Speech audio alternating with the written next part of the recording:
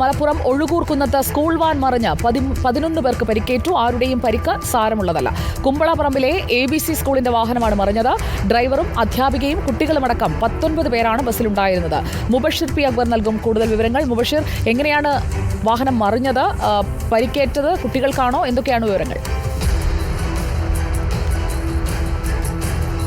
സുജയപാർവതി, മലപ്പുറം ഒഴുകൂർ കുന്നത്താണ് ഈ ഒരു സംഭവം ഉണ്ടാകുന്നത്. രാവിലെ സ്കൂളിലേക്ക് വിദ്യാർത്ഥികളുമായി പോയ സ്കൂൾ വാഹനമാണ് അപകടത്തിൽപ്പെട്ടത്. ഈ ഒരു അപകടത്തിൽ 11 പേർക്ക് പരിക്കേറ്റു എന്നുള്ളതാണ് നമുക്ക് മനസ്സിലാക്കാൻ സാധിക്കുന്നത്. വാഹനം ഓടിച്ചിരുന്ന ഡ്രൈവറും അതുപോലെ തന്നെ അതിലുണ്ടായിരുന്ന അധ്യാപികയും വിദ്യാർത്ഥികളും അടക്കമുള്ളവർക്കാണ് പരിക്കേറ്റത്. 19 പേരാണ് മൊത്തം ഈ ഒരു വാഹനത്തിലുണ്ടായിരുന്നത്.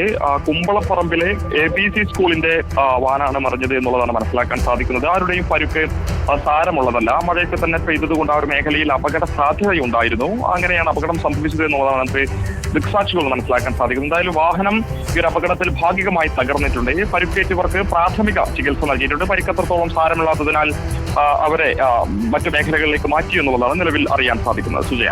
ഓക്കെ മുബഷിർ, നമ്മൾ മറ്റൊരു വാർത്തയിലേക്ക് പോകുന്നു.